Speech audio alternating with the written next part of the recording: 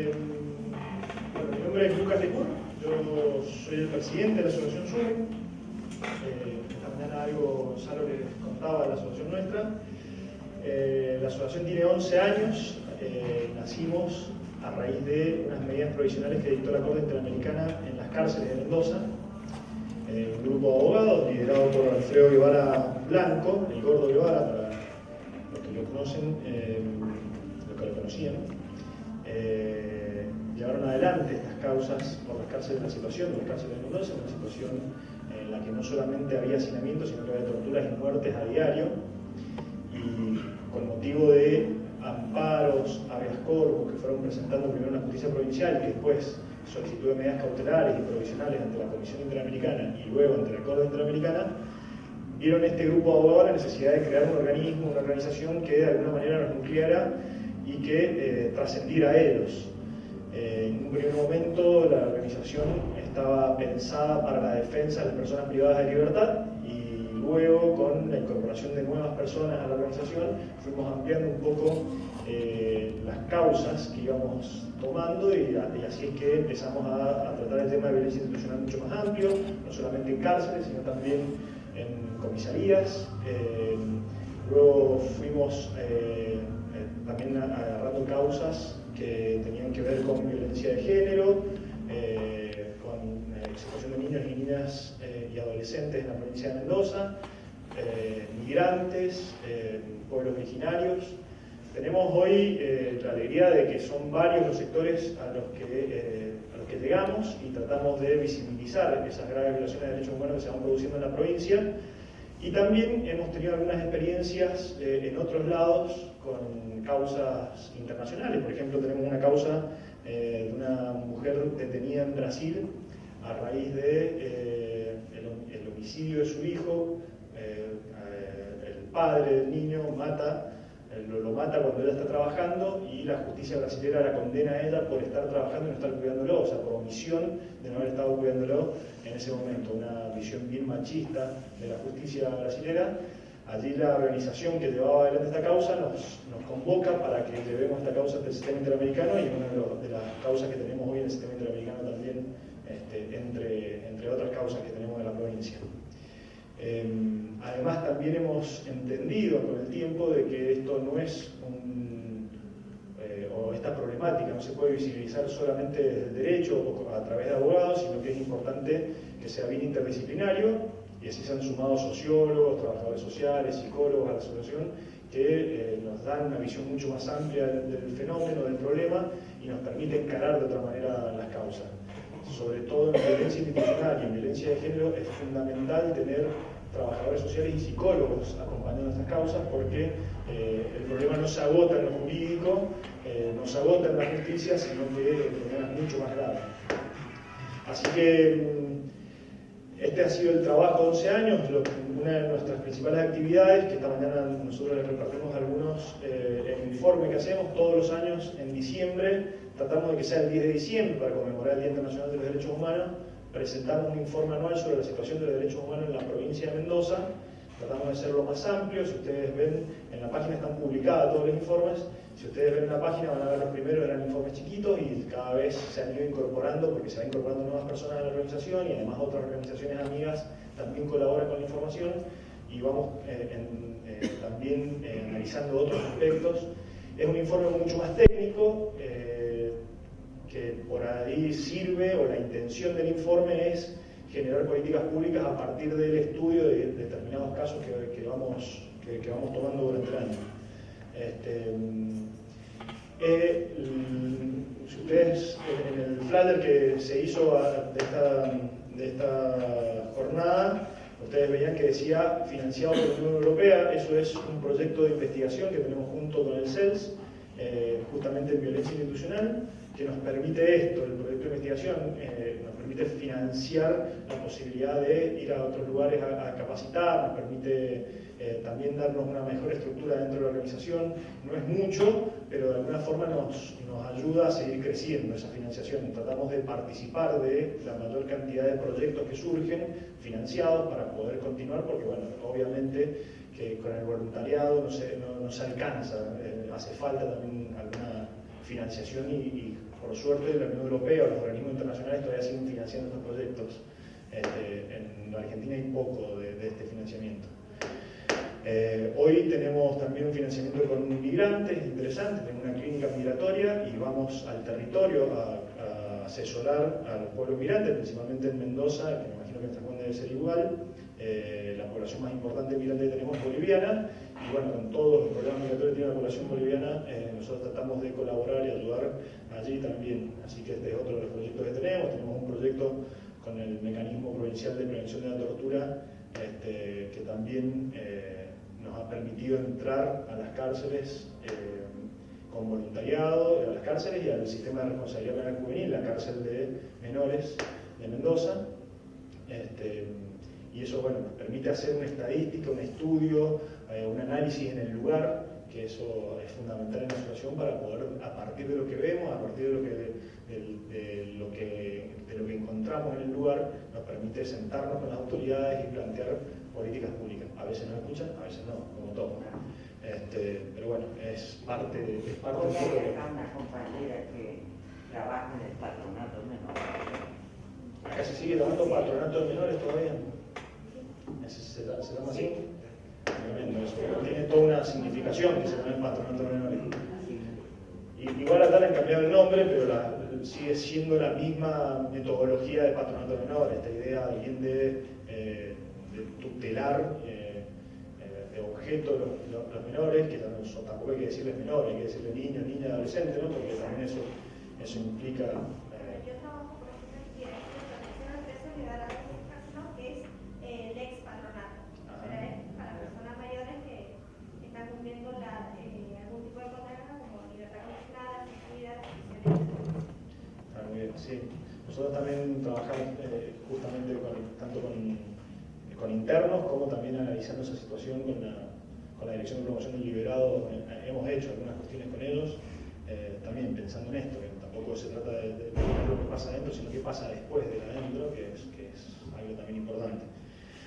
Bueno, violencia institucional es lo que yo quería conversar con ustedes. ¿Qué entendemos por violencia institucional? Que me parece también es un concepto relativamente nuevo. Ustedes quizás antes escuchaban casos de gatillo fácil, era el concepto que se utilizaba antes. Hoy la idea de los organismos de derechos humanos es dejar un poco de lado el concepto, la definición como gatillo fácil y hablar más bien de violencia institucional, mostrándolo como que no es un caso aislado, sino que se trata de un hecho sistemático por parte de las instituciones. Y ahora mi idea era tratar de identificar medianamente la definición de violencia institucional para después hablar de cómo encarar los casos de violencia institucional.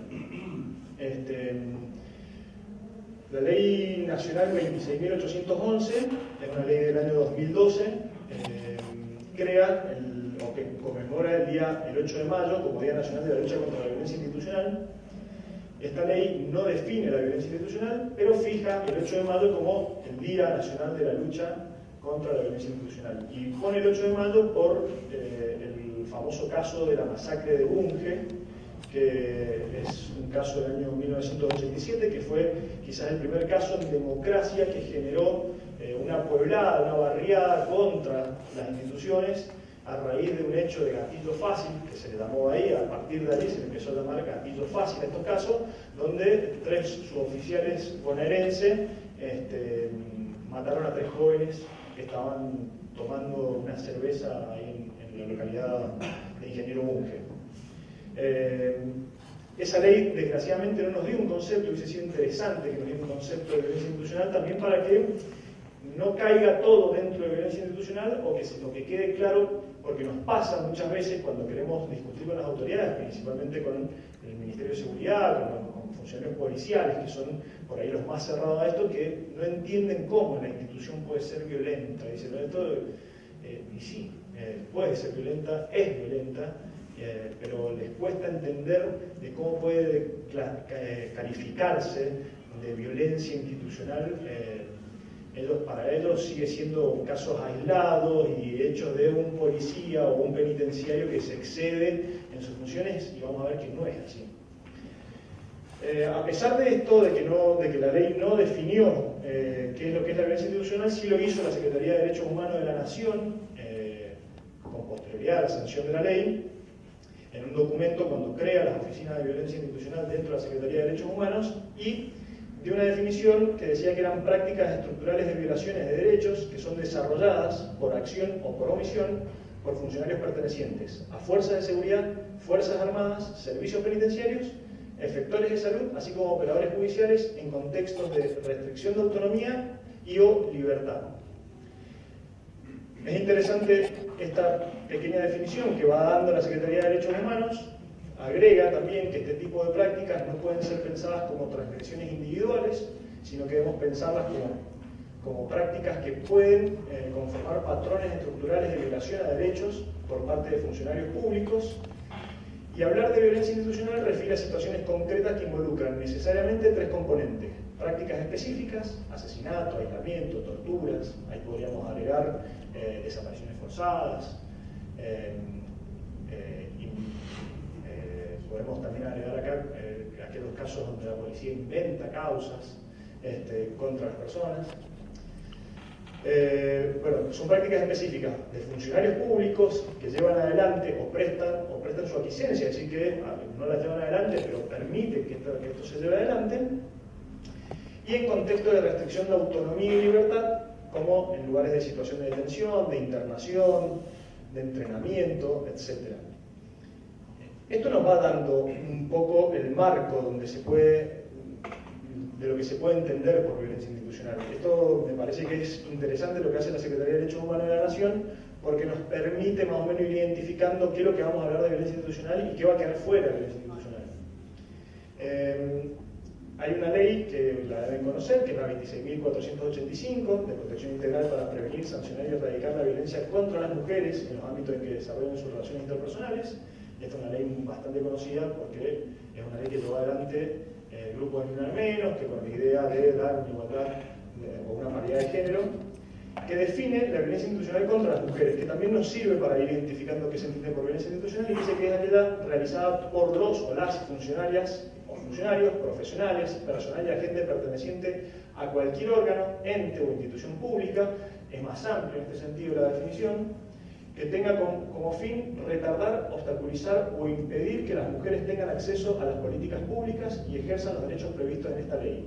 Quedan comprendidas además las que se ejercen en los partidos políticos, sindicatos, organizaciones empresariales, deportivas y de la sociedad civil. Vemos en la ley que se da una definición más amplia quizás de lo que señalaba la Secretaría de Derechos Humanos de la Nación, también porque es una ley mucho más amplia, que no hace solamente referencia a una cuestión clara como es la violencia institucional de las fuerzas de seguridad, que es la idea que tiene la Secretaría de Derechos Humanos de la Nación. Bueno, con estas dos leyes, tanto la nacional como la de mujeres, como la ley nacional que conmemora el Día de la Lucha contra la Violencia Institucional, como las definiciones que da la Secretaría de Derechos Humanos de la Nación, podemos identificar una cosa: quiénes son los sujetos activos, quiénes pueden llevar adelante los hechos de violencia institucional. Y está claro que son funcionarios públicos. Sí. Pero quedan afuera todos los tipos de violencia institucionales, escolares. Ahí es importante que tengamos en cuenta una cosa. Esto es para que lo discutamos también, no hay una ley que nos diga qué es lo que es la violencia institucional, sino que lo estamos sacando de una resolución de la Secretaría de Derechos Humanos de la Nación y de una ley que no está pensada para la violencia institucional, sino que está pensada para la protección de las mujeres. Así que estamos como construyendo un concepto y se puede seguir discutiendo, no es una verdad absoluta lo que yo estoy planteando acá. Si tenemos en cuenta el sujeto activo, deberíamos decir que no, porque lo que se da en el ámbito escolar se da, o sea, quienes son sujetos activos ahí también son funcionarios públicos de alguna manera, son agentes del Estado, actuando como profesores, como docentes, como directores de un ámbito escolar.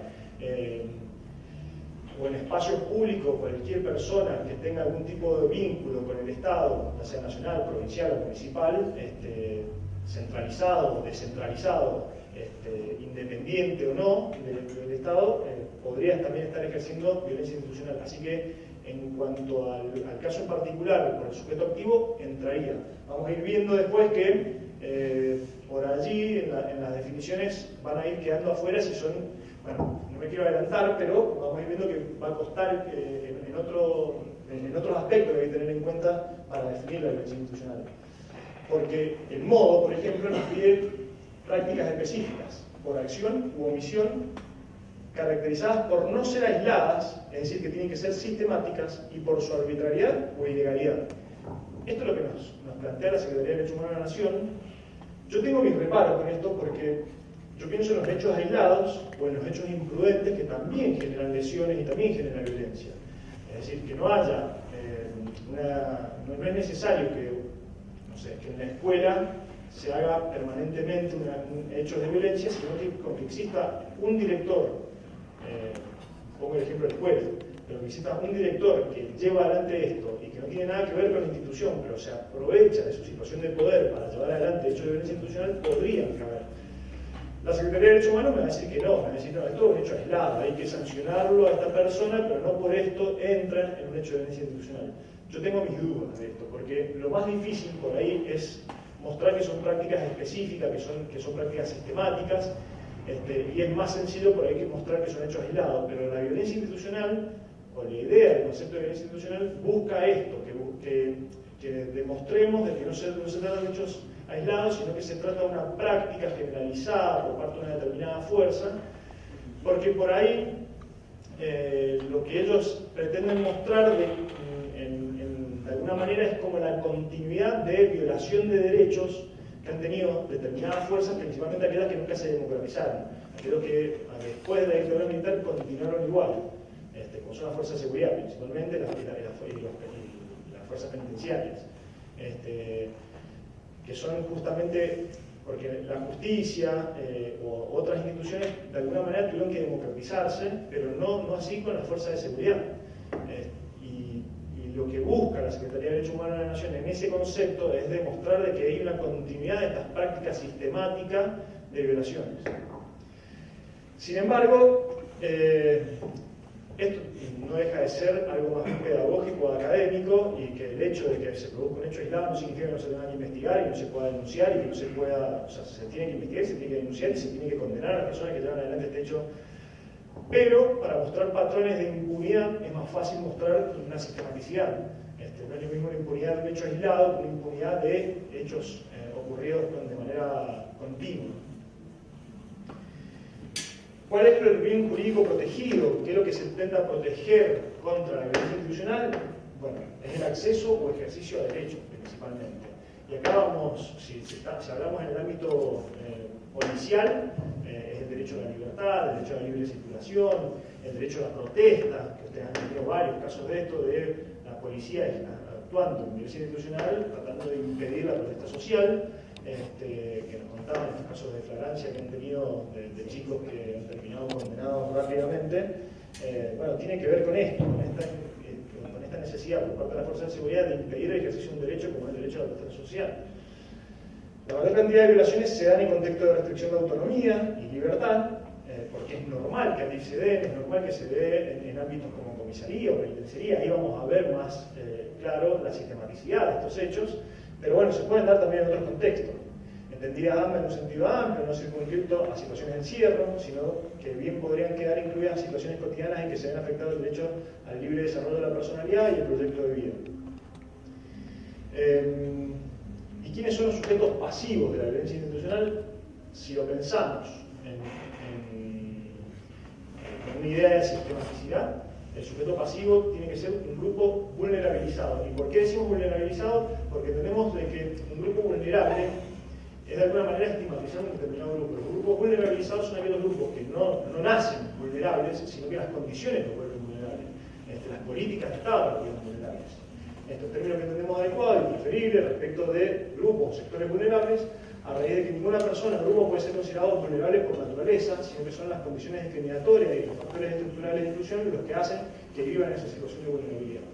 Nosotros en la asociación venimos utilizando mucho el concepto de vulnerabilizados más que vulnerables para mostrar de que no es una condición la vulnerabilidad, sino que es una situación que el Estado arrastra a determinado grupo o sector a esa condición. Y después, si hay alguna finalidad específica o no en la violencia institucional llevada a cabo por los funcionarios públicos. Y acá también, por ahí es más difícil poder encontrar esta finalidad si uno quiere probarla en un proceso penal, pero uno puede ir imaginándose, sin necesidad de tener que probarla, puede ir imaginándose que siempre hay una finalidad detrás de esto. La finalidad es impedir el acceso a ese derecho que uno está ejerciendo, si volvemos al mismo caso de las protestas sociales, impedir que la gente reclame, proteste, ejerza ese derecho de petición ante las autoridades, o a veces, no pocas veces, la idea es encubrir a los autores, lograr la impunidad de los autores. Va por ahí también la violencia institucional. Esto entonces serían más o menos las características que tiene la violencia institucional. Entonces tenemos un funcionario público que va a actuar por acción o por omisión. En los casos de omisión tienen que ver con esto de permitir hacer o no hacer cuando tiene que intervenir. El ejemplo claro es la persona que está viendo dentro de una cárcel, por ejemplo, que se está dando una situación de violencia entre internos y no actúa para impedir esa situación. Ahí estamos viendo una clara omisión, que es algo que viene sucediendo muy cotidianamente, que nosotros hemos llamado la tercerización de la violencia en los lugares de encierro, que es esto de, digamos, se produce un desarrollo dentro de las penitenciarías, donde los funcionarios penitenciarios, a raíz de la intervención que hemos tenido los organismos de derechos humanos de control dentro de las penitenciarías, ellos ya no actúan directamente, sino que dejan que suceda o dan las condiciones para que suceda. Por ejemplo, cambiar de sector a las personas y ponerlas en un sector donde saben que se van a enfrentar, porque son de barrios distintos, porque son de equipos de fútbol distintos, porque saben que afuera tenían problemas, las causas las tienen cruzadas, quizás las causas judiciales. Entonces saben que si los juntan en los mismos sectores se va a producir un hecho de violencia. Pero claro, el hecho de violencia se produce entre particulares, no aparece un funcionario público entre esos hechos de violencia. Pero ahí el funcionario público lo que está haciendo es actuar mediante una omisión, es decir, que está permitiendo que estos hechos se produzcan, es lo que nosotros llamamos tercerización de la violencia. En los barrios también estamos observando esto, de la violencia entre vecinos del barrio, principalmente a veces, mejor dicho, surge con temas de narcotráfico, donde la policía deja actuar y sabe de que va a suceder tal o cual, deja la zona liberada, y sabe que se va a suceder tal o cual ajuste de cuenta, que es lo que, como lo terminan definiendo ellos, y ahí el problema se nos complica a nosotros, porque ya no es actuar frente a un funcionario público, sino que es actuar frente a un particular. ¿Y qué sentido tiene que los organismos de derechos humanos actuemos contra las personas, sino nuestra función está actuar frente al Estado, exigiendo el cumplimiento de los derechos? No podemos... podríamos actuar frente a la persona y lo hacemos en los casos de violencia de género, por ejemplo, cuando protegemos a algunas mujeres de lo violento. Pero no es nuestra intención actuar entre particulares, para eso está la justicia es la que tiene que dirimir los conflictos entre los particulares. Pero en estos casos intentamos de alguna manera actuar frente al Estado para que no deje esta zona liberada, para que no permita esta tercerización de la violencia que se está dando y mucho en los barrios más populares, al menos de Mendoza, de Buenos Aires, un fenómeno que se está dando muy seguido, donde está la banda que tiene estos soldaditos que se enfrentan contra estos soldaditos y la policía sabe que eso sucede y no actúa, no hace absolutamente nada, la justicia tampoco hace nada y deja que se maten entre ellos. Lucas, ahí, sí. A ver, lo que está diciendo Lucas es muy interesante al momento de plantarse ante un caso que se puede presentar, que puede llegar a su conocimiento, para ver cómo reaccionar y cómo armar una estrategia de intervención. Digo esto, y voy a tomar un ejemplo de la realidad, por supuesto sin dar nombre. Imagínense una situación donde un policía, estando de franco, porque no está en actividad propiamente dicha, atropella a una persona con su vehículo y la mata. En ese caso, ¿ustedes entienden que hay violencia institucional? ¿Sí o no? No, ¿dónde está la sistematicidad, por ejemplo? Ahora le voy a agregar un elemento más. Está bien, el policía de Franco comete este hecho. Está actuando casi como un particular, como un ciudadano común. Ahora, ¿qué pasa si toda la fuerza policial y alguna pequeña complicidad que nunca falta por parte de algún fiscal o alguien dando vueltas, modifica de alguna manera la escena o ayuda para que exista algún tipo de impunidad. Bueno, hay cambio a la situación, me parece, ¿no? Digo, Claro, vos sí. lo conocés mejor que yo, Lucas. A nosotros nos sucedió un caso así que claro, era así el caso. Un policía de Franco había terminado a las 8 de la noche se fue a un bar, estuvo tomando hasta las 12 de la noche, salió borrachísimo del bar y atropelló a 3 personas. Y mató a 2 de esas 3 personas. Y una quedó bastante herida. No accidente en la vereda. Claro, se va en el auto y se sube a la vereda. Ellas estaban sentadas en la vereda, un día de verano en Mendoza, estaban sentadas las 3 amigas en la vereda, estaban charlando ahí en la vereda y el policía venía muy borracho y venía tan borracho que se termina subiendo a la vereda y choca contra las 3. Ahí se nos planteó a nosotros para ver si tomábamos este caso como organismo de derechos humanos o podíamos hacerlo nosotros de manera individual por el dolor de la familia y acompañarlo simplemente o ver una causa que teníamos que tomar como organismo de derechos humanos porque teníamos esa dicotomía de decir, bueno, pero a ver, ¿era un funcionario policial? Sí, es un funcionario. ¿Estaba actuando como policía? No. ¿Son casos sistemáticos? No. ¿Qué cambió? Nada más la condición de que él era policía, pero si no, es un caso más que vemos en los diarios permanentemente. Nuestra intención de meternos como organismo de derechos humanos tenía que ver con evitar esto que se da mucho en las fuerzas del corporativismo, intentar beneficiarlo porque era policía y tratar de evitar que tanto la policía, que estaba haciendo las primeras investigaciones en el lugar derecho, como la justicia, que tenía que llevar adelante esta causa, terminara protegiendo al policía por el solo hecho de ser policía, no porque fuera una causa, no porque fuera un plan sistemático ideado desde las máximas autoridades de la policía, sino que por este corporativismo lógico que se da dentro de las fuerzas. Por eso fue que decidimos asumir la defensa de esa causa, o sea, la querella de esa causa, mejor dicho, y nos metimos como querellantes en esa causa y bueno, llevamos adelante la querella contra el funcionario policial. No era de lo más simpático para nosotros porque estábamos llevando adelante una causa contra un particular que tenía esta característica de ser policía, pero era un particular en ese momento. No era, por ese lado, no nos parecía lo más simpático porque de alguna manera era sumarle un elemento más en contra de esto cuando nosotros tratamos de que las armas sean relativamente iguales, o sea, que sea el Estado y su defensor, y no entrar un tercero también a atacar al imputado en ese momento, porque si no se nos caería un poco el discurso cuando pedimos igualdad de armas, cuando pedimos que la justicia sea igualitaria para todos y demás, y estábamos nosotros empujando para eso. Pero lo cierto es que nosotros en ese caso en particular se nos generó mucha discusión hacia adentro, se utilizó mucho como una bandera de violencia institucional. Nosotros teníamos nuestras dudas y también esto nos llevó a la necesidad de analizar un poco más el concepto de violencia institucional porque nos generaba, nos hacía ruido esto, si se trataba de un caso de violencia institucional o no. Esto para también delimitar un poco las funciones de nosotros como organismo de derechos humanos, porque si nosotros agarramos esa causa, podemos agarrar después mañana una causa de un particular contra otro particular y ya después deja de ser, o la esencia nuestra, es la de actuar frente al Estado, principalmente. El Estado entendido como cualquier persona que está actuando con determinado poder y está abusando de ese poder. Pero bueno, en este caso sí lo asumimos principalmente con la idea de evitar la impunidad del caso a través del corporativismo, porque pasa mucho esto, y lo hemos visto en los casos de desaparición forzada en Mendoza, que a veces uno dice, pero la desaparición forzada en democracia, que uno dice, pero a ver, ¿por qué se produjo? O sea, la desaparición de Cristian Guardati, que no sé si lo recuerdan.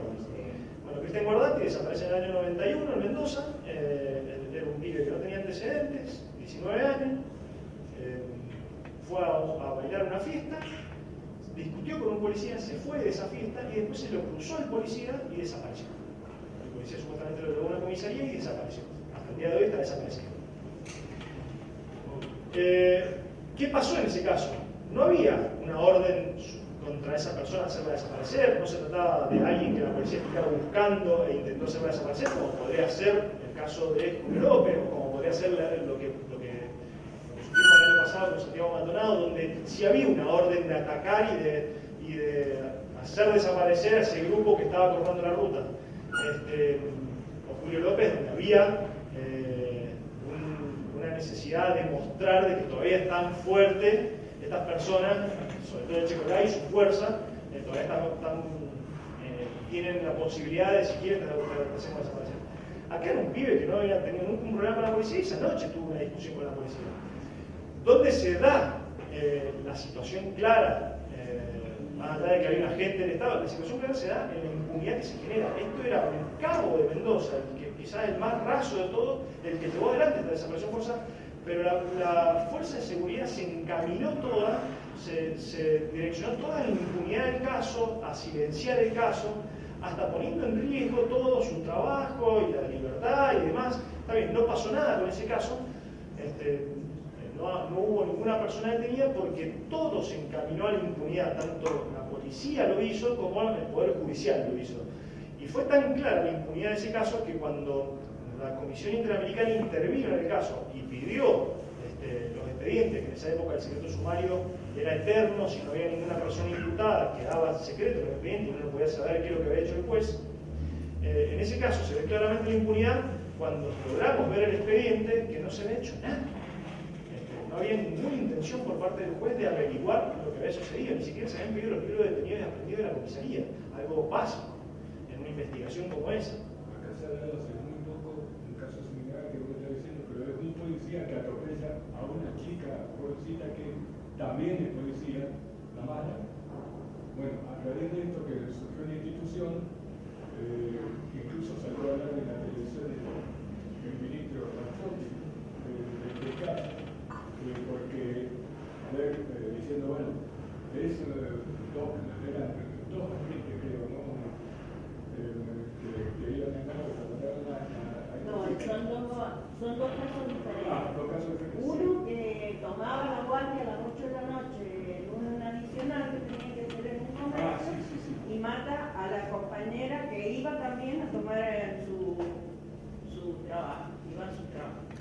Eran las 8 de la noche. El otro caso es el de los tres que iban en un auto y matan a dos que habían estado, los dos venían de trabajar en Albardón y los otros venían de chupar.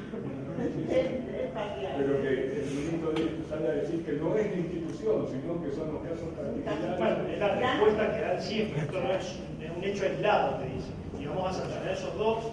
Sí, pero porque se trataban de policías también los muertos. Entonces hoy los policías asesinos, digamos, los policías que cometen la muerte de estos otros policías están presos y los están juzgando. Pero si hubiera sido un civil, ¿cómo se actúa? ¿Cómo actúa la fuerza ante la muerte de un civil, digamos? Y bueno, generalmente actúa o tiende a actuar de manera corporativa. Es así. ¿Cuál? El caso Telechea. Telechea. Bueno, Telechea es un caso. Estamos hablando de muertes en la vía pública.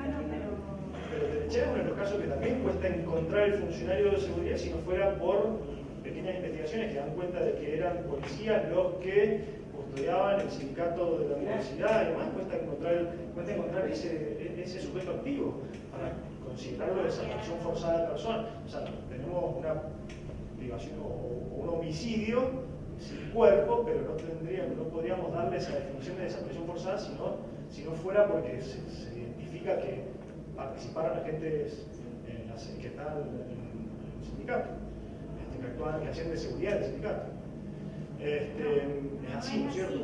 Hay otra cultura que se está investigando ahora, la participación directa de la fuerza policial, que obstaculizaron la investigación.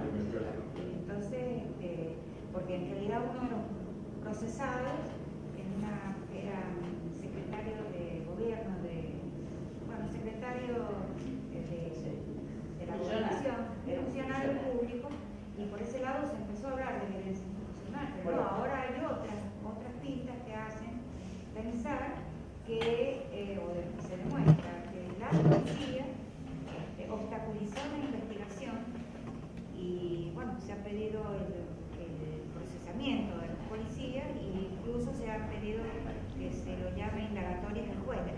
Bueno, eso para nosotros de hecho fue muy interesante porque nos abrió la puerta a hacer planteos similares con Guardati, con Mateo Baigorria en la Justicia Federal. Cuando Telechea pasa a la Justicia Federal y la la Cámara Federal hace lugar a la investigación como desaparición forzada porque encuentra el elemento estatal que necesita toda esa presión forzada, eso nos abre la puerta a nosotros para sacar la investigación de Garrego de Gorri, de Gordati, de la justicia provincial y llevarlo a la federal también. No significa que la justicia federal sea mucho mejor que la provincial, pero bueno, nos da un nuevo impulso después de muchos años de poder volver a insistir, y tenemos la suerte que el Ministerio Público, por lo menos la Justicia Federal de Mendoza, está compuesto de personas que están comprometidas, marcadas, confiables, claro, que sabemos que podemos ir a exigir, pero bueno, Telechat para nosotros fue, de hecho lo hemos estudiado bastante porque fue interesante para nosotros como antecedente para hacer lo mismo con el caso de Mendocino de desaparición forzada en democracia. Cuando teníamos impune totalmente, cuando había habido una investigación de una comisión ad hoc que se había creado que daba cuenta clara de quién eran los funcionarios policiales que habían participado por testimonio, por libros y demás. Y sin embargo, el día de hoy no teníamos ninguna persona imputada. Ahora se está avanzando en esas investigaciones y seguramente en el transcurso del año, creo yo, vamos a tener por lo menos identificadas algunas personas para poder imputar de esa causa después de año 90, estamos después de 28 años. Mucho. Y Guardati 27. Casi 30. Pero bueno, lo interesante de la desaparición forzada lo prescribe, así que eso nos permite.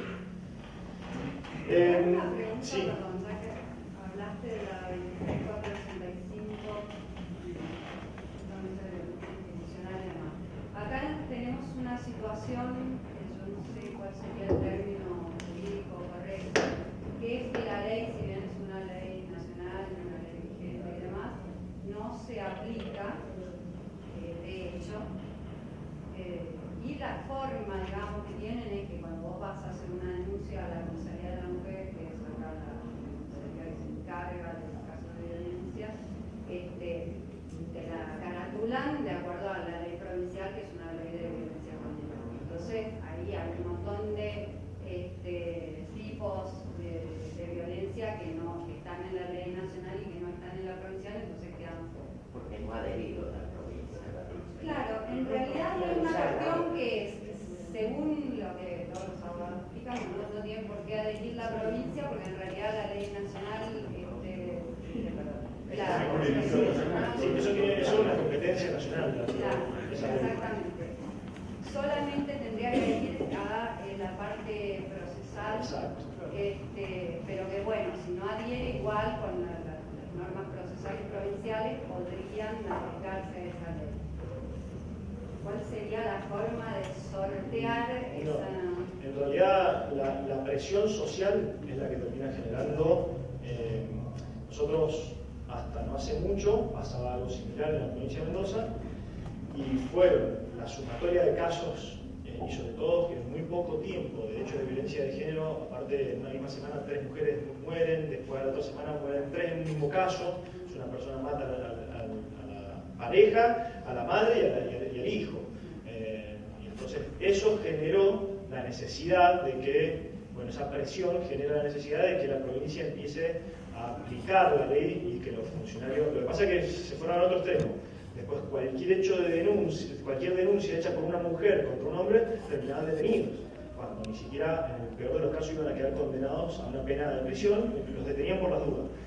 Hoy ya se está, de alguna manera, equilibrando un poco eso, se está teniendo mejores criterios. Lo que pasa es que antes ni siquiera se analizaba qué pasaba después de imputar esto, dónde vivía el imputado, cuánta distancia había de la víctima, qué posibilidades de contacto iban a haber, los impedimentos de contacto, por ejemplo, la prohibición de acercamiento, no se notificaba si no era la víctima la que impulsaba esa notificación, entonces la persona ni sabía que tenía prohibición de acercamiento y se podía acercar y iba la mujer, volvía a denunciar que lo había amenazado de nuevo y no pasaba nada y volvía a denunciar hasta que terminaba con una muerte, porque aparte de la violencia se iba produciendo con una mayor escalada. Bueno, eso desgraciadamente no es, al menos en nuestras provincias, que tienen una dificultad para adaptarse a estos nuevos tiempos. La única manera es con la presión, con los casos, con la pérdida de mujeres en el caso de la ley, y que eso genera movilización y genera que, bueno, se empiecen a tomar medidas. nosotros veníamos denunciando la falta de adaptación por parte del gobierno de la provincia de Mendoza a la ley nacional y sin embargo no tuvo ningún efecto hasta que no pasaron los casos. Nosotros veníamos planteando esto en los informes nuestros, desde el primero hasta el último, hemos ido planteando la falta de políticas públicas adecuadas, tanto para prevenir como para evitar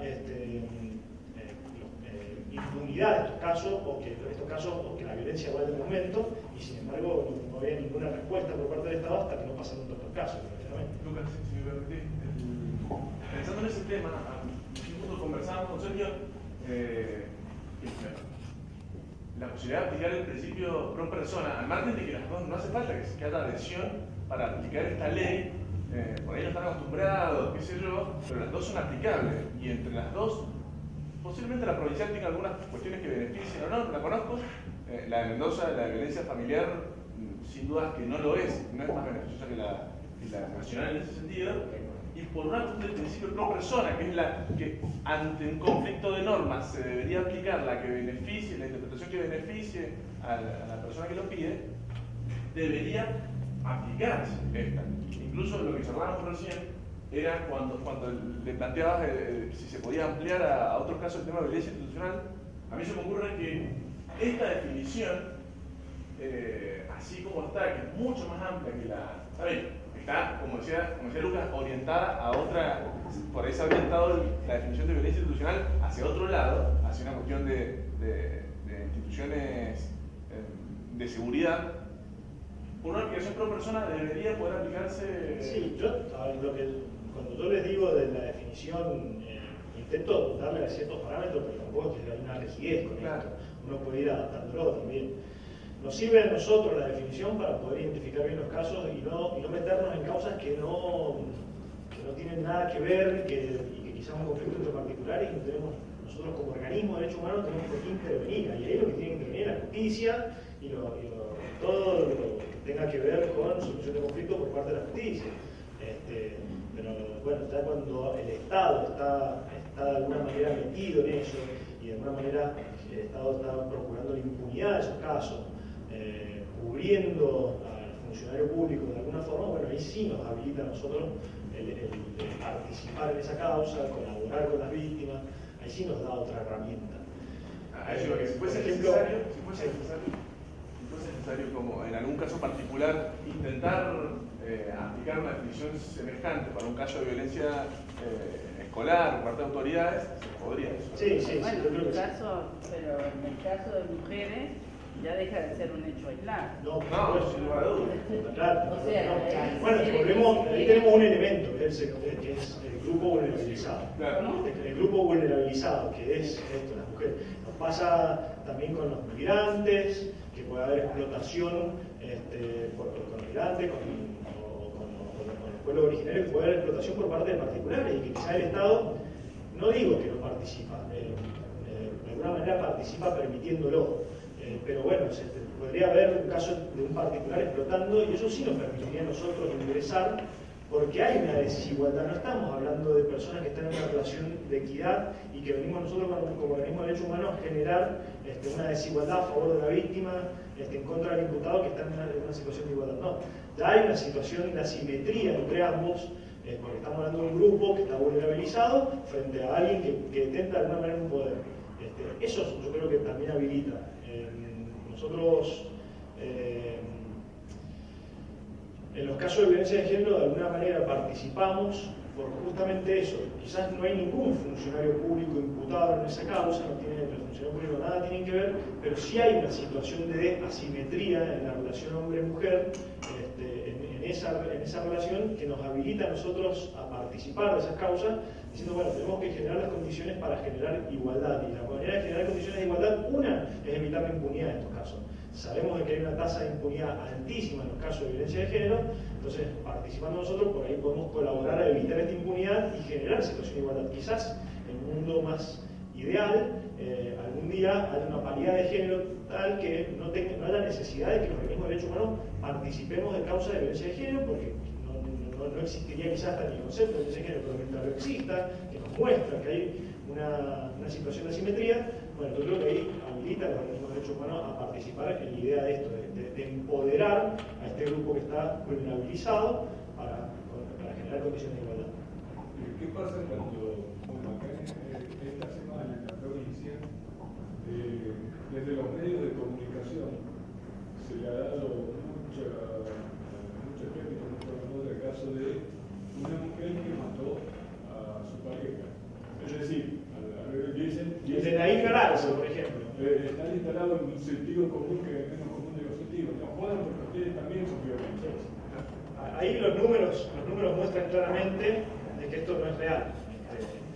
No se trata de un capricho de la feminazi como lo quieren meter, de que ustedes, esto no, hay una realidad. Los números muestran claramente de que hay, no sé el porcentaje, no tengo claramente, pero es un caso cada 100 mujeres que mueren, un caso un hombre. Entonces no estamos en una situación de igualdad. Es como que vengan y bueno, ustedes no hacen nada cuando un delincuente mata a un policía. Porque también esto se nos plantea a nosotros. O sea, ¿por qué no salen ahora a decir algo cuando un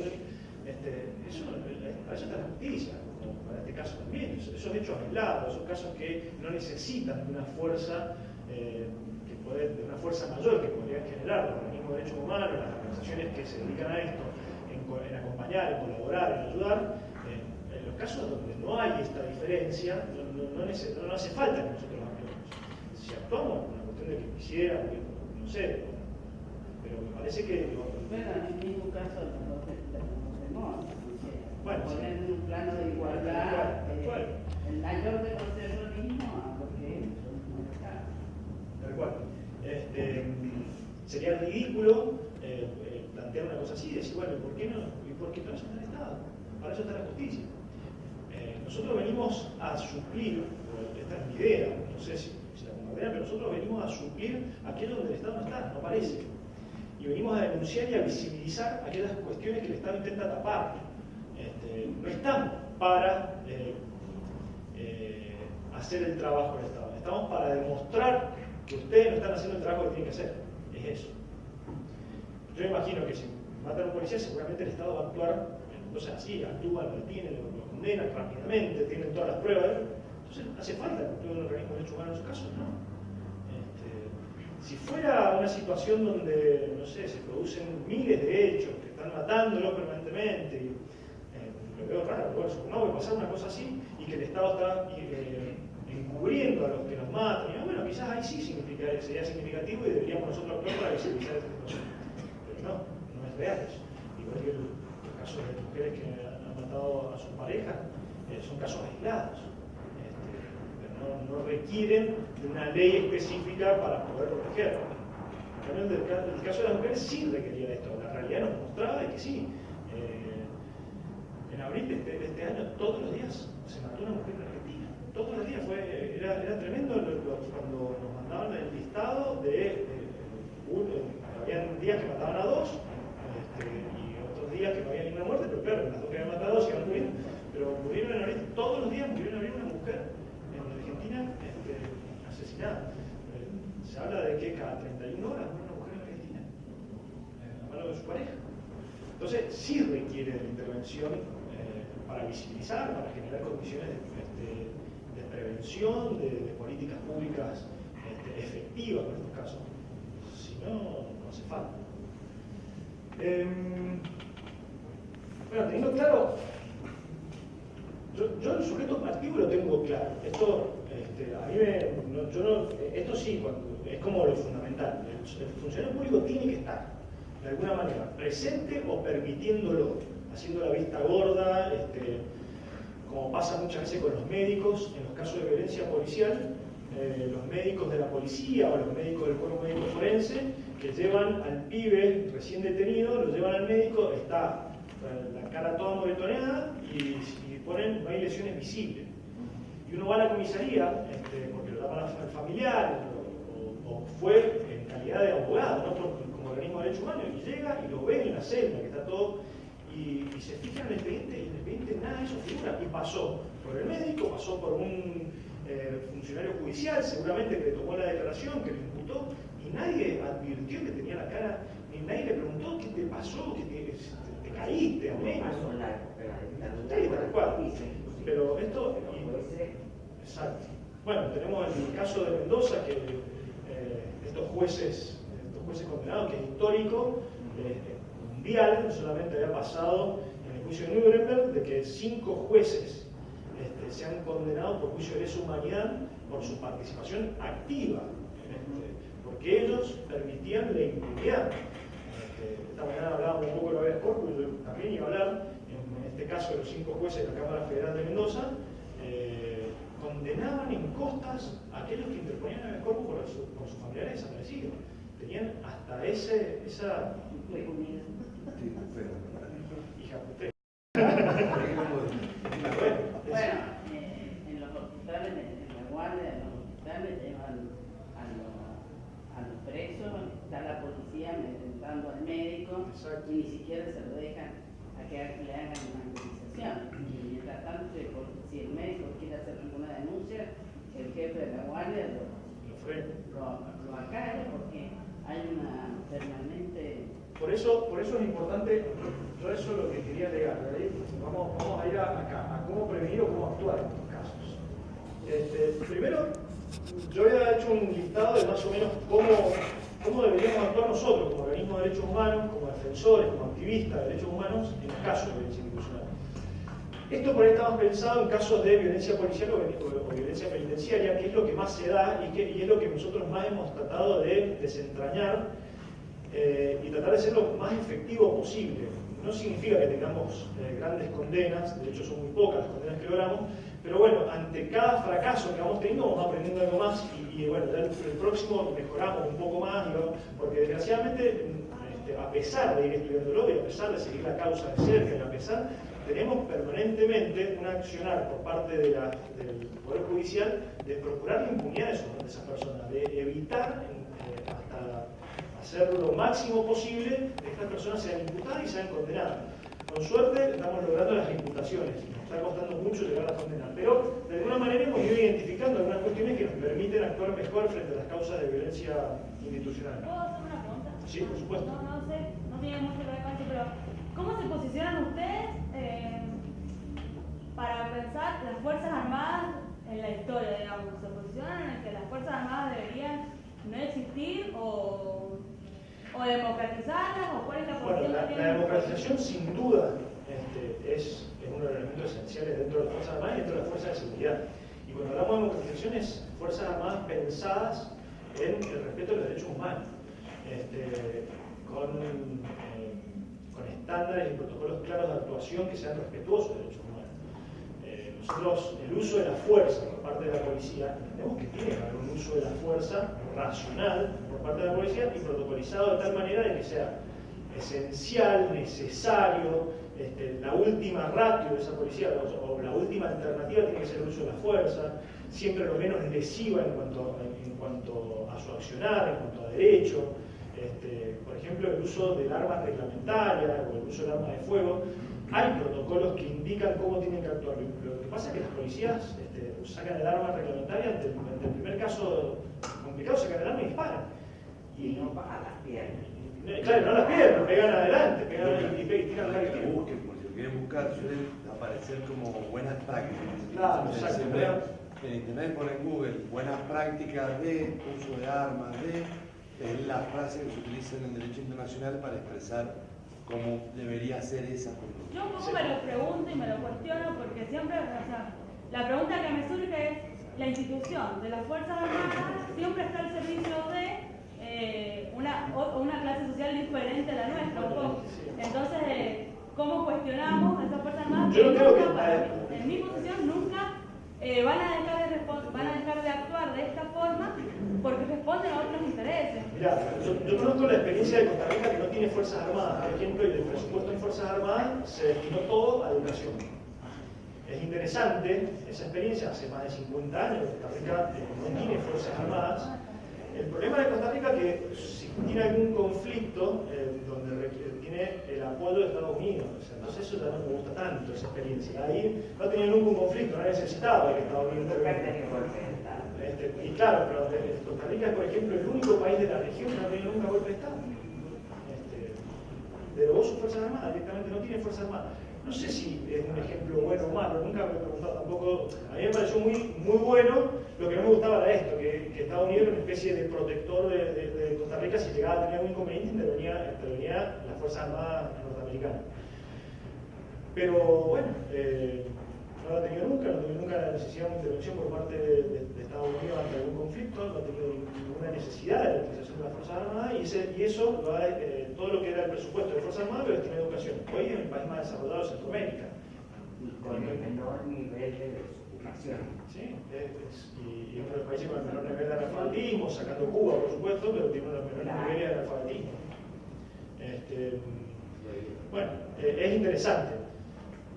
Lo veo difícil para Argentina una cosa así, ¿no? Pero bueno, por lo menos nosotros teníamos una política hace 2 días atrás muy clara de cuáles eran las funciones de las Fuerzas Armadas y que no tenían nada que ver con la seguridad interior, con la seguridad interna. O sea, estaban para defender otra cosa. O sea, a la gente le molestaba que tiraran el chocolate en el día del niño y nada más. No sé qué es lo que... Igual Macri hoy se desdijo, dice que no. Ah, no lo vi. No, sí. Psicópata total. ¿Han dado vuelta atrás del decreto? ¿No? Porque ha hecho declaraciones a volver y ha dicho que no. No es para seguridad interna. Bueno, es un psicópata, o sea, no hay problema. Puede decir eso y manejar eso. ¿Ah? Pero bueno, yo creo que es necesario que exista al menos una fuerza de seguridad. Es lógico, tiene que existir. No existe un país que no tenga una fuerza de seguridad. Pero bueno, ¿de qué manera? Democratizada y con reglas muy claras, con límites muy claros, para funcionar siempre respetuoso de derechos humanos. Estas buenas prácticas. Exacto. Por supuesto, siempre. Bueno, eso es eso. Función del bien común o respetuosa de derechos humanos, digamos, sería la misma finalidad. Perdón, pero sigo con la pregunta.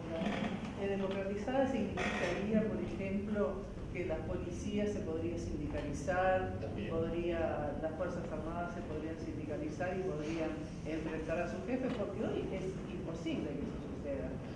A mí personalmente también me ha pasado una situación similar que dijeron recién de una persona que un policía fuera de servicio lo mató, escapó y bueno, yo creo que súper violencia institucional, porque eso es sistemático.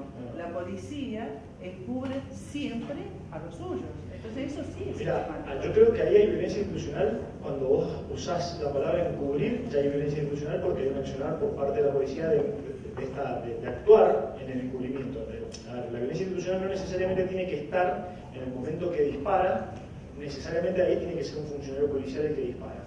Podría ser un particular muy poderoso, que no tenga nada que ver con eso, pero al ser tan poderoso logra que el resto lo encubra. Yo creo que hay violencia institucional, eso no tengo duda de eso, de que hay violencia institucional cuando se aprovecha de esa situación de poder, por cualquier motivo, económico, político, eclesiástico, el que sea, que permite el encubrimiento. Ahí el acto posterior, que es el encubrimiento, lo que genera que ese sea un hecho de violencia institucional. Esa es la forma que yo veo esto. ¿Le podríamos dar a ver cantidad de Sí. Pero bueno, por ejemplo, la sindicalización, con respecto a la sindicalización, yo entiendo que debe existir el derecho a sindicalizarse por parte de las Fuerzas Armadas, quizás más regulado que como lo son los médicos. Los médicos no pueden dejar el hospital y apagar las máquinas y dejar que la gente se muera dentro del hospital porque le cortaron la luz o porque se fueron todos y no. Los médicos tienen regulado y tienen la posibilidad de sindicalizarse y tienen la posibilidad de reclamar, de hacer huelga con ciertos límites, como los servicios públicos también, que tienen que garantizar mínimamente el servicio. Bueno, en las policías debería ser lo mismo, obviamente, vamos a permitir que se sindicalicen sin el uso de armas, que el arma reglamentaria la dejen, que den ciertas garantías, tampoco que se genere una poblada como pasó en Mendoza en el 98, donde a raíz del caso Bordón se generó todo un movimiento policial que tuvo que venir Gendarmería a hacer de seguridad en la provincia de Mendoza porque todas las fuerzas se habían amotinado. ¿Sí? Habían sacado 600, habían cesanteado, no cuál es la palabra exacta de la sanción, a 600 policías y la fuerza policial se movilizó a la legislatura. No, en realidad vino después de ese amotinamiento vino, en realidad lo que habían hecho era detener a todos los policías que habían actuado, en el caso Bordón, y entonces ellos actuando cooperativamente generaron ese motín, ese amotinamiento, perdón, no motín, ese amotinamiento, que no es amotinamiento la palabra. Sí, con armas, además, o sea, iban con su arma. Bueno, ahí hubo un acuerdo político. Es muy interesante ese proceso mendocino del año 98, porque ahí sí hubo, yo creo que es la única experiencia que recuerdo de un acuerdo político de todas las fuerzas que produjeron una limpieza dentro de las fuerzas policiales, de todos aquellos policías que tenían causas de violación de derechos humanos, causas de violencia institucional, de gatillo fácil y demás. Se produjo se acordaron entre todas las fuerzas de limpiarle, de darle, no existía antes el Ministerio de Seguridad, era manejado por un policía, después pasó a ser un ministerio público, un ministerio político, o sea, manejado por un civil. Bueno, se hizo una nueva ley de policías. Claro, no solo eso quiere decir que fue un paquete de leyes, pero fue después de un hecho súper trágico, que fue el 6721, la ley. La 6721 ordenó todos los organismos en materia de seguridad. 6722, la ley de policía, y 6730, el Código Procesal. Se modificó. Sí, tuvo una reforma en seguridad y en justicia bastante interesante. En realidad, en los papeles parecía muy linda, en la realidad quizás se quedó corta. Porque hecho tráfico todo Pero público.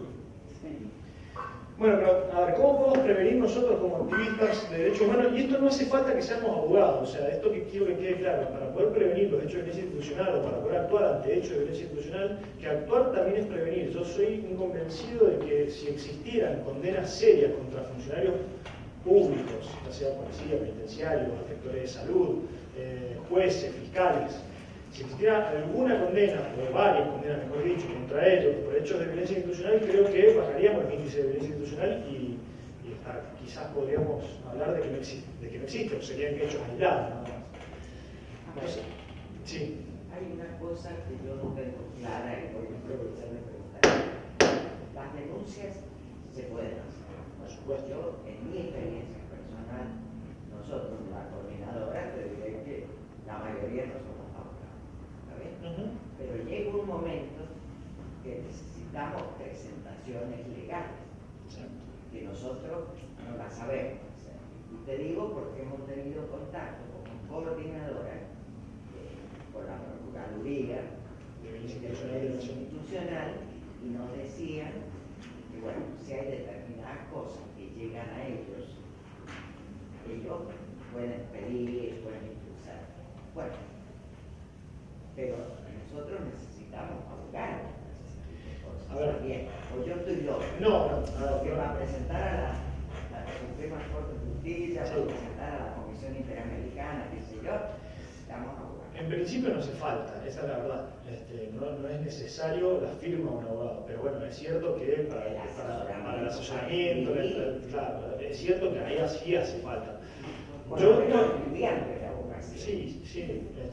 Yo acá me voy un poco antes, quizás, a toda esa necesidad que son a los primeros momentos del hecho de violencia institucional, como para identificarlo ahí, y bueno, en algún momento de ese proceso penal, si sigue avanzando, bueno, va a hacer falta seguramente un abogado, hasta tanto la Fiscalía empiece a cumplir su función. Si la Fiscalía cumpliera su función correctamente, no necesitaría ningún abogado. Pero bueno, sabemos que el Poder Judicial, a veces jueces o Ministerio Público, fiscal, de alguna manera les cuesta avanzar en estas causas, les cuesta investigar estas causas. Uno no conoce la ley, y aparte, no hay que ser el abogado por el abogado.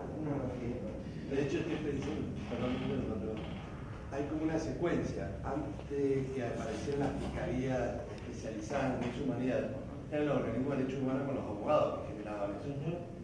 Cuando la Procuración oportunamente, como política de Estado, decide investigar desde la Fiscalía, realmente los organismos y los abogados pasamos a secundar en algunos casos, más troncalmente, pero ya la Fiscalía ocupar un rol. De hecho, acá en San Juan fue claro también, entonces también, pero fue una decisión de Estado. Pero bueno, como todas estas cuestiones surgen primero de la presión social que generamos los activistas en derechos humanos.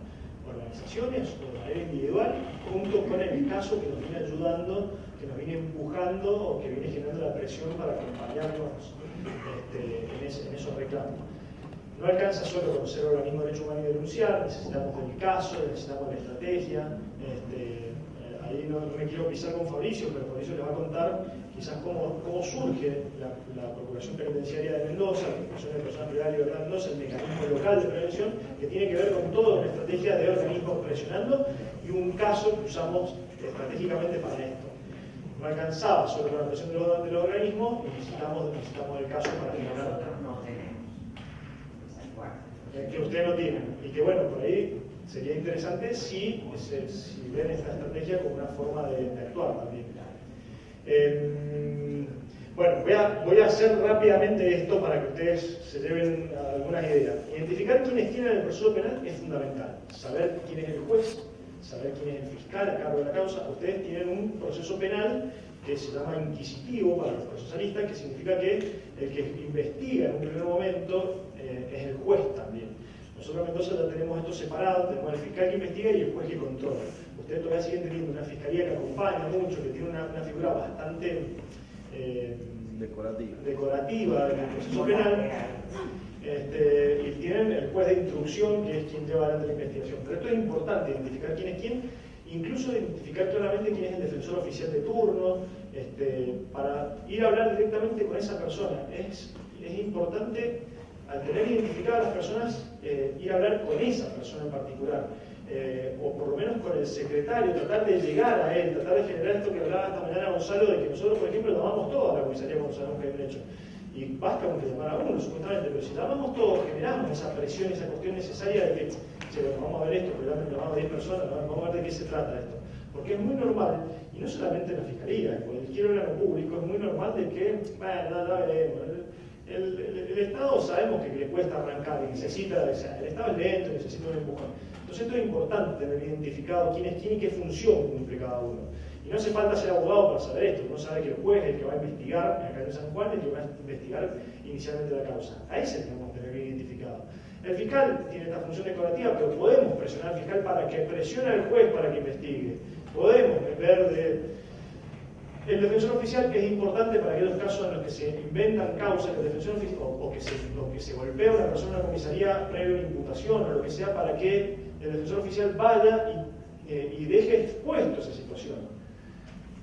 Por eso, esto que hablábamos, cómo interactuar con las autoridades judiciales y otros funcionarios públicos, porque también podemos tener un secretario que sea buena onda, que nos atienda, que nos dé alguna explicación de la causa, tener muy en claro el número de causa, tener muy en claro. Estas cosas son fundamentales y no hace falta ser abogado para saber esto.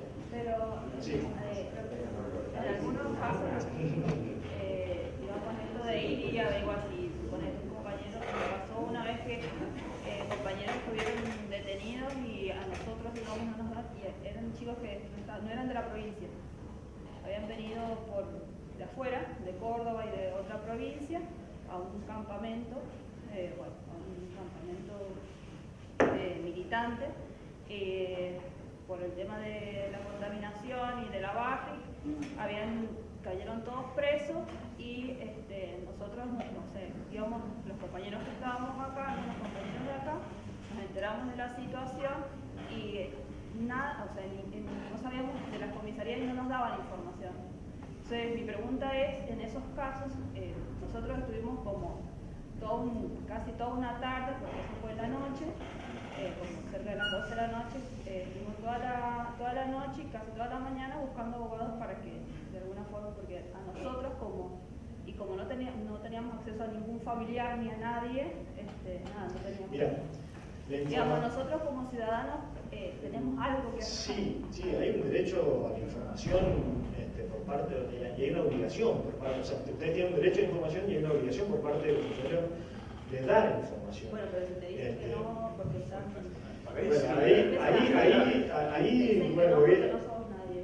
Sí, ahí yo quiero que plantearía inmediatamente una descorpa. Después pasamos en la anterior que cómo está regulado en Mendoza, en San Juan.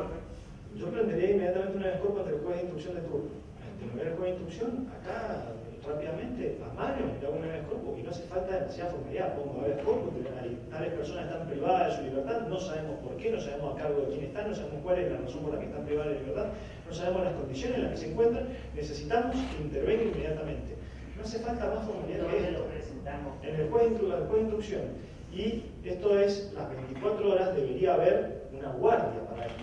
Sí, pero a veces cuesta un montón encontrar eso.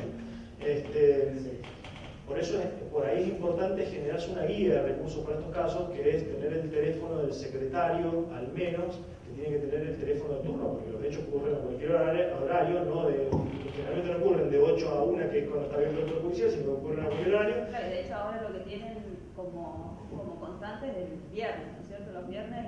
Claro, exacto, y hasta el lunes no puedes recurrir. Por eso es importante tener los teléfonos aquí en el secretario de turno.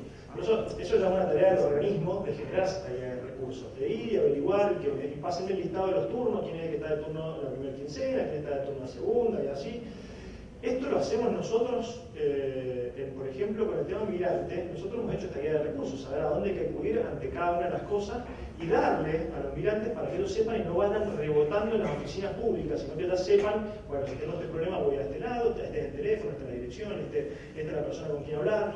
Esa guía es muy fundamental para este tipo de casos, tener claro eso.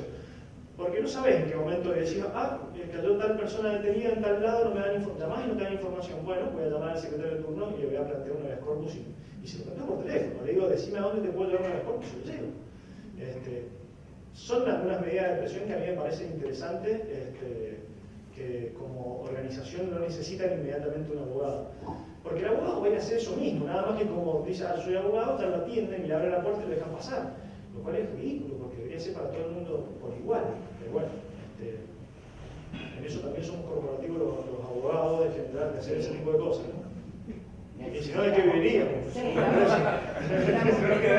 no nos queda eso, ¿de qué viviríamos? Tiene que enseñar así nosotros a hacer ustedes. Claro. Pero bueno, a ver, yo voy a cerrar rápidamente, pero si hay algo que me gustaría que quede claro, que son algunas acciones posibles ante hechos de violencia en comisaría, principalmente, que pasa mucho esto. Sabemos que el pibe está golpeado. No hay que ir y agarrarse con el policía. Estas cosas yo evitaría este tipo de acciones directamente, o decirle a los pibes, ustedes tienen que decirle que sus derechos son no porque los van a golpear más seguramente.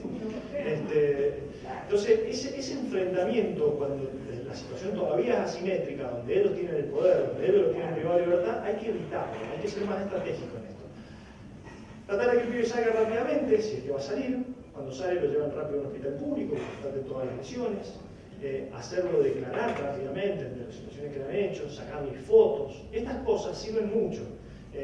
Buscar testigos de cuando se lo llevaron, de cómo estaba cuando se lo llevaron, no que diga que ese golpe lo traía de la calle y que lo levantaron todo golpeado. Disculpa que le interrumpa. Que ahí, si llegase a haber testigos de la detención, las detenciones por ahí tienen que ver en un acta, de un procedimiento, algo así, el que se anime o la que se anime de ofrecerse como testigo, porque es importante luego poder aparecer en la causa. Si queda testigo del procedimiento, claro, uno por ahí no se anima a ser testigo de un procedimiento, pero si está viendo una detención que parece ser arbitraria, por ahí participar. Nosotros a veces cuando pasan estas cosas dejamos que el pibe salga, constatamos todo esto, lo llevamos al médico, le decimos a la familia, llévelo al hospital, llévelo a la salita, llévelo donde pueda, que le constate todas las lesiones, saque foto, vea a los vecinos quiénes lo vieron cuando lo levantaron, cómo lo golpearon, porque generalmente lo golpean ahí, lo suben al auto golpeándolo, le hacen pegar en el auto, todo esto, al móvil.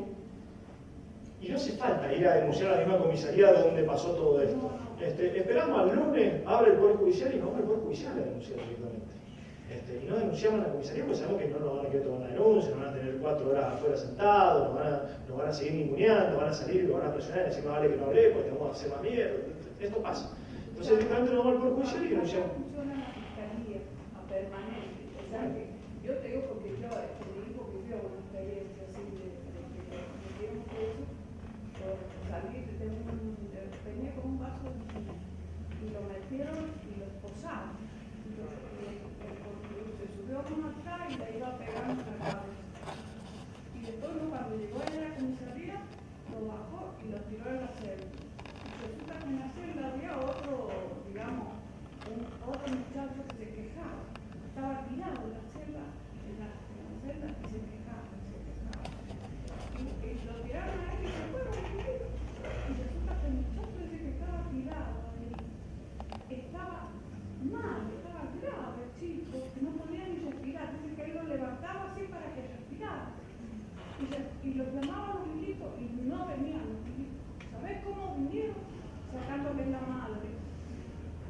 ¿Cómo se llama la madre? Vos ves sacando, puteándolo, ¿viste? Porque mami, hijo, y resulta que prevenido, ¿sabes por qué? Porque lo insultó. Entonces, ¿quién lo ha insultado? Menos mal que es mi hijo. Que nadie dijo que era yo, porque si no me meten otra paliza más. Entonces él le dice, mire, que acá está mal, está de cumpleaños. ¿Pueden creer que ese chico lo llevaron al hospital y lo internaron en terapia intensiva? Porque le habían pateado el estómago, le habían reventado un chiquito. Y vos sabés que entonces sale mi hijo y llega en la mañana así con el ojo colorado. Digo, ¿qué te pasó eso? Sí, me agarraron los hijos, me golpearon, no sé nada, había un muchacho. Y le alcanzó a decir a mi hijo que era abogado, que estaba golpeado. Y dice, ¿usted que es un chico abogado que le dijo que estaba muy bien? ¿Podés creer? Entonces agarró él, dice, me voy a la fiscalía. Yo lo acompañé a la fiscalía a declarar lo que les habían hecho. Y el chico no había puesto la denuncia todavía, el chico que lo habían internado en terapia intensiva. Resulta que como a los 4 días recién la madre se enteró que estaba la fiscalía para ir a poner la denuncia. ¿Qué hacía la madre? Iba a la central a poner la denuncia. No se la tomaba. Así que a los 4 días llegó la vecina madre a hacer la declaración. Pero mi hijo cuando declaró el caso del chico que estaba grave. Grave porque... ¿Y pasó algo con esa causa? ¿Cómo? ¿Pasó algo con la causa? Sí, bueno, te termino de contar. Y ese chico vino la madre y después le llamaron otra vez a mi hijo para que ampliara la denuncia de la madre. Y dice la madre que ella no sabía dónde ir. Y yo, porque me había asesorado de las chicas Camps, que estaba siempre en la fiscalía. O estamos en los juicios de lesa humanidad, Claro. que va aprendiendo algunas cositas. Y resulta que, bueno, le hicieron un juicio a mi hijo. Y dice, cuando llegó el día del juicio, que lo citaron, y dice que lo metieron preso. Y lo llevaban al hijo y se intimidaba amenazándolo. Diciéndole, sí, ya van a ver. Dice que estaba muy nervioso, estaba ya el muchacho, lo salvaron de milagro. Le tuvieron que hacer un enfermo no sé cuánto. Ahí, ¿Y lo condenaron a la prisión? Sí, lo dejaron sin laburo a uno que era el principal, y que lo había pateado, como que se le había subido el y lo dejaron sin laburo, y entonces le empezaron a decir a mi hijo, esto se va a arreglar, por eso hay gente que no tiene denuncia, Sí, por que supuesto. miedo a ver. Esto pasa seguido, incluso hasta los mismos denunciantes te dicen, no, ya está, pero si yo lo denuncio, porque desgraciadamente la justicia no actúa ante estos hechos y permite que esto siga ocurriendo y que la presión y saben que los policías lo amenazan y demás.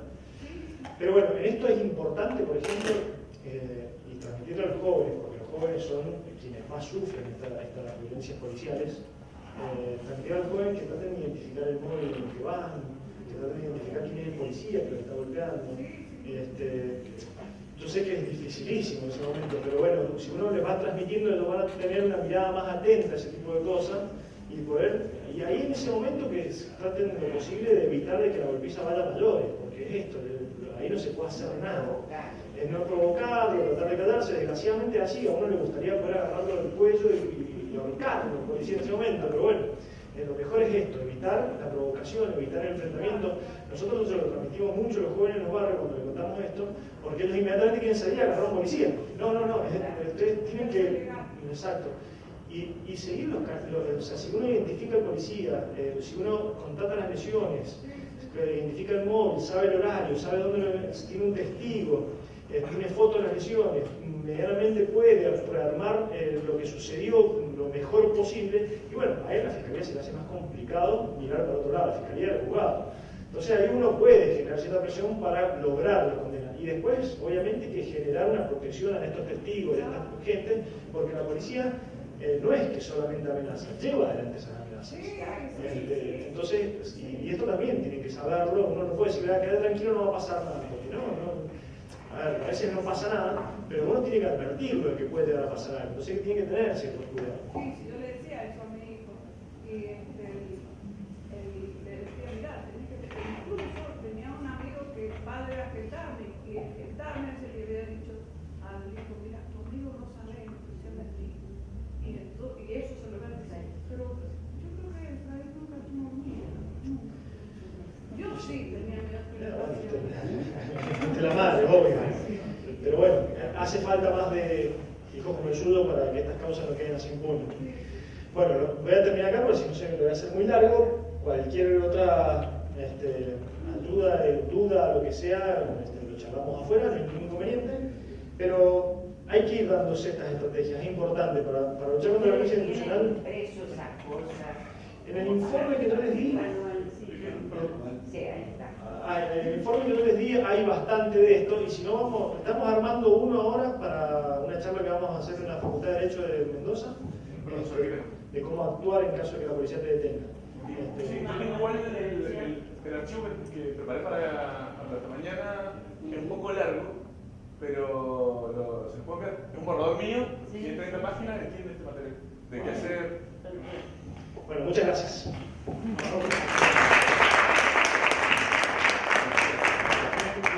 cafecito y después seguimos. Por favor.